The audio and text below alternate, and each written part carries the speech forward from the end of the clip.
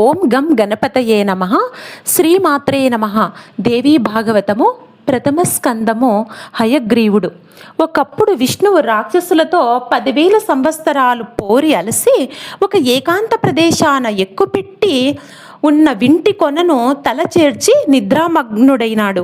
అప్పుడు దేవతలు ఒక యజ్ఞం చెయ్యడానికి సంకల్పించి విష్ణువును ఆహ్వానించడానికై వైకుంఠానికి వెళ్ళారు.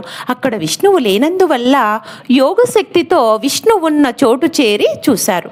కానీ నిద్రలో ఉన్న విష్ణువును లేపడం ఎలాగా అని ఆలోచిస్తూ ఉండగా శివుడు బ్రహ్మను చూసి, పద్మాసన, ఒక పురుగును సృష్టించి ఇక్కడ విడిచావంటే అది వెళ్ళి వింటి కొనను కొరుకుతుంది.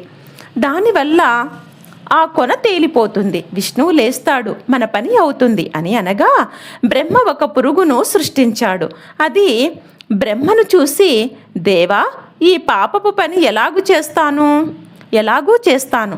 తల్లిని పిల్లలను విడదీయడం, నిద్రాభంగం చెయ్యడం, భార్యాభర్తలను ఎడబాపడం, పుణ్యకథలకు విఘ్నం కలిగించడం మహాపాపం కదా అని అనగా విని బ్రహ్మ, నీకు పాపం రాకుండా నేను వరమిస్తున్నాను.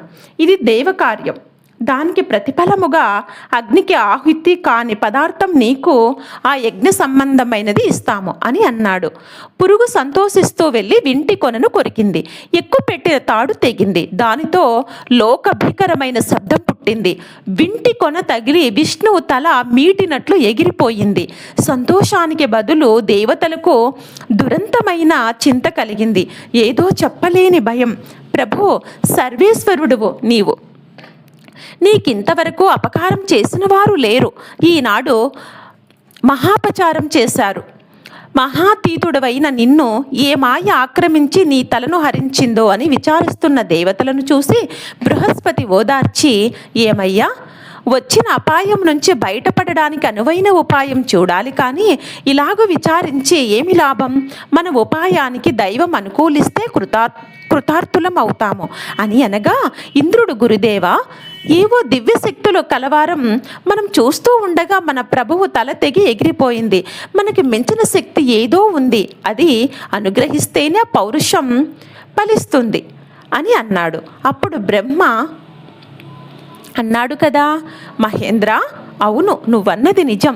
శివునికి లింగపాతం, శివుని వల్ల నా 5వ తల తెగిపోవడం ఏమనాలి? ఏదో పరాశక్తి బలం అనాలి. ఆ పరాశక్తిని, జగన్నాయికను సేవించిన వారికి కార్యములన్నీ ఫలిస్తాయి అని లోకమాతను సంస్థుతించే శక్తి లేక పదాలను రప్పించాడు. పేరంటానికి వచ్చిన ముత్తైదువుల్లాగా శృతులు వచ్చి జగన్మాతను స్తుతించాయి.